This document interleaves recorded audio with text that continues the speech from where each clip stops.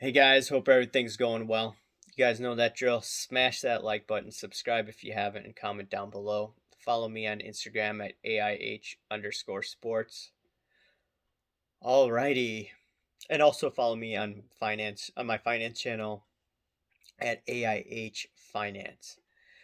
Okay, so I posted this question the other day as a poll on YouTube, and I just asked people, are influencers pumping Marvel cards? The vast majority of people, I think over 168 people voted in that poll. I'm like, wow, that's a lot of people that voted. 70% said, or approximately 70% said, yes, are pumping it. About 16 or 15, 16% said no. And then the rest, about 12, 13% says not sure. On my other channel, I just voted not sure because number one, I have talked to individuals that have Instagram channels, and they said that, and I know they've been collecting for a while, for the at least for the last few years, and what they're saying is, no, I like Spider-Man cards, I like Marvel cards, and people were laughing at me when I was buying them. And right now things are going up, so I'm just showing people, hey, the cards have gone up, and you guys laughed at me. So I understand that notion. That's why they keep on posting it. It's no intention of pumping and dumping. But I am suspicious, though, that there are other individuals on YouTube that have sports card channels that are just talking about it a lot more than it was in the past. I remember in 2020, I was watching these YouTube channels, and I saw all these guys talking about, hey, right now these Marvel cards are cheap. Gary V's talking about it. Gary V went from what, Fleer 86 to Marvel. And then I saw this channel, he was talking about Deadpool cards that he bought from Comp C, really cheap. And if I had known about these cards at that time or before that video was published, I would have bought Deadpool cards. But I just was like, okay, I missed the boat. I don't want to buy them because I believe that uh, this will these cards could go crazy, but I don't know that much about it. And that's why I refrained from Marvel cards in the beginning. I remember watching these Spider-Man movies back in high school, and I remember Maguire, is his name Tobey Maguire? I really like those movies, but I did not have that much knowledge in regarding to Marvel cards, so I stayed out of it. I saw PSA talking about it a year and a half ago, but still, I did not want to touch this. Now we are about 1.5 years, 2 years removed from people talking about these Marvel cards when people first started getting excited. And people have dumped sports cards, and now people are thinking, okay, what can I get into next? What hasn't been pumped up excessively? And I just see sports cards influencers just getting into this, and I'm thinking to myself, as some people have commented on my YouTube poll, some people are maybe just trying to get views for their videos, and that's why they're talking about this. That's a legitimate reason. Two, there could be people definitely pumping this up, hyping this up. So, if you have thousands and thousands of subscribers, you go to shows and you see, hey, all the people that watch you, they're interested in Marvel now because the whole community, in quotes, is talking about it. And when I see everyone talking about it, I'm like, okay, I don't want to touch this. Even though the prices could go much higher than what I would expect to. Remember Fleer 86? People thought it was crazy. It was over hundreds of thousands of dollars, but then it went to $700,000, right? So these prices could go much, much, much higher. than what I'm anticipating.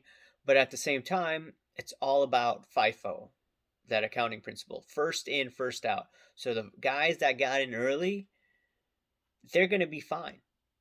They could see even a 50% crash and they still will have a profit at the end of the day if they were to sell it at that moment. But the newbies getting in right now, well, those guys are going to get crunched. And I am suspicious about people just talking about, Marvel, wrestling.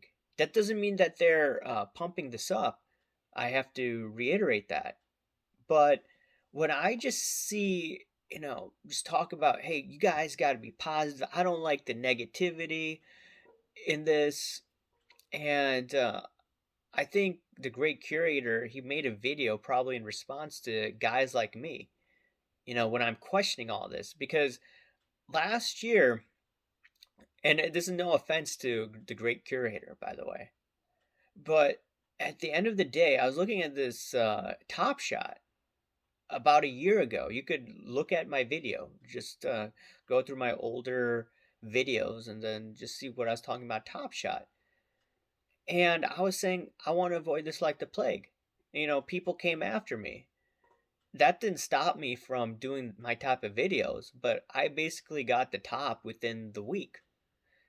And I saw the same type of behavior, this group mentality, herd mentality, talking about it constantly, constantly, constantly. Just because someone's talking about it, once again, doesn't mean they're pumping. But everyone's just saying, like, hey, I want to get this moment, I want to get that moment, I want to do this and that.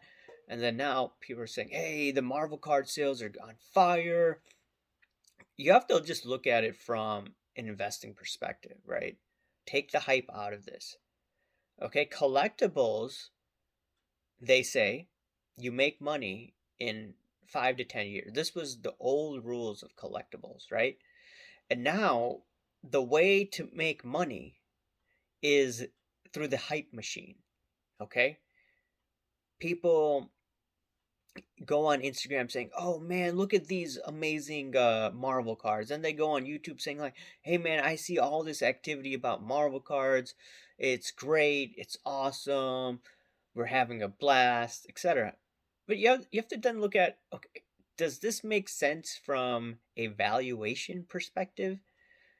This card went up what, 70, I'm just making the number up, 70 fold. Does that make sense? How an asset can appreciate that much within a span of a few years? And whoever's buying this, do they expect they're going to get that same rate of return from 2020? Anyone who's selling right now is probably doing fantastic, is doing great, that bought then. But are people thinking 10 years from now they could just have that much of a return? I mean, they could. I mean, look at how the influencers act. Influencers think that, hey, let's go on all these channels and just talk about this and just put pictures of the cars they bought on Instagram and then hype that up. I mean, the reason why I'm doing this is because I noticed the She Collects F1 channel every time on Instagram talking about F1 this, F1 that, F1 this, F1 that. Oh, I sold this card for $20,000 on this one exchange. While no one freaking bought F1 cards before the Netflix documentary, maybe the true collectors did. I'm not hating on the true collectors that got in 20 years ago watching the sport. I'm not going after you, okay? It's just that when I see that behavior, that's suspicious. And then I had a subscriber tell me that, hey, I met her at Burbank, and she told me that she wants to get rid of it because she doesn't want to be underwater like she was in the LeBron card. Now, can I corroborate this story? No. But the reason I'm talking about this is because I believe they're shady actors. And this is not a regulated business or industry. Now, I don't want government regulation, but I do believe in some sort of accountability. And maybe it's free market regulation. And, I'm going here. And yeah, people are going to come after me, but I don't care. It's time to call shady behavior out. And, if she collects F1, did indeed tell my subscriber that, then she is a flat out jerk for doing that. I mean, you just can't, keep on talking about this and you say behind the closed door saying, I want to get rid of it. That's just pretty shady, in my opinion. Now, what, and if that is true, like I said, then what are some people doing with Marvel now? Are they being two-faced and saying, like, to the screen saying, hey, this community is great, be positive, etc., etc., etc. But then on the other hand, they're just, dumping these cards to naive investors where the valuation is definitely overstretched. Now, just because the card is overstretched, it could continuously go higher because of influencer hype.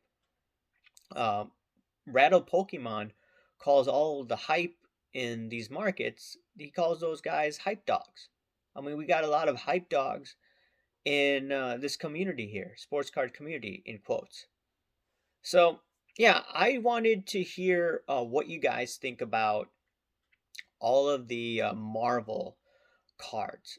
Do you think there is pumping and dumping? Do you have examples of people pumping and dumping?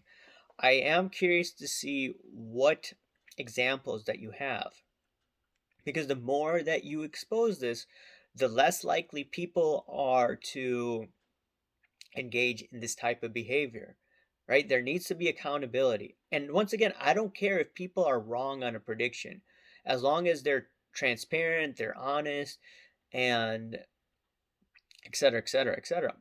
But if you don't call this behavior out, there will be a lot of people that will be pissed in the next few years that are underwater with their modern basketball cards, that are pissed off about the Spider-Man cards that they have that they bought at elevated prices. They're going to be pissed about other alternative cards that they bought because influencers kept on talking about it and did not give any warnings. Okay? If you don't give people warnings that, hey, this may be at an elevated price, be careful. But if they don't talk about that, these guys on YouTube, they're going to be, I mean, the people are going to come after them. I'm doing this in a civil manner. I'm trying to do this in the not most non-obnoxious way possible. But people are going to be obnoxious once they become more underwater in these cards. And I don't want to see more people leave the hobby because some influencers, they were just looking out for their own bottom line. And if you look out for your own bottom line and not caring about the so-called community, that's not going to be good. It's not going to be good for all of us here, in my opinion. It's not good for the collectibles industry. The industry looks the other way, and I'm going to do a video about the industry. I don't like some of the things, some of the tactics they're using, and maybe later this week I'm going to discuss this. But once again, let me know some shady behavior that you're seeing by influencers and what specifically are they doing. Have they told you anything at shows behind closed doors? Maybe they had a few drinks in them and they disclosed some items. I remember when I had, or some dude told me that he was talking to this one gold and silver channel, and this one dude said that, I pretty much pump up all these penny stocks. He used to get advertisements from these penny stock companies. And he says, yeah, I know it's BS, but, I don't care about my subscribers that way, basically. He said that while he was drunk. So if you have had any conversation with any influencer off the record, not off the record, but behind closed doors, not on camera, and they're saying things different behind closed doors versus how they present themselves on YouTube or on Instagram, put it down below. I mean, this type of behavior needs to definitely be called out. once again, I am being careful in how I am presenting this information from a legal perspective. I know people say, "Hey, go after this person and this and that." I'm I'm a bit restrained and going after people individually as of right now, but slowly but steadily, you know, hopefully more people call out this behavior.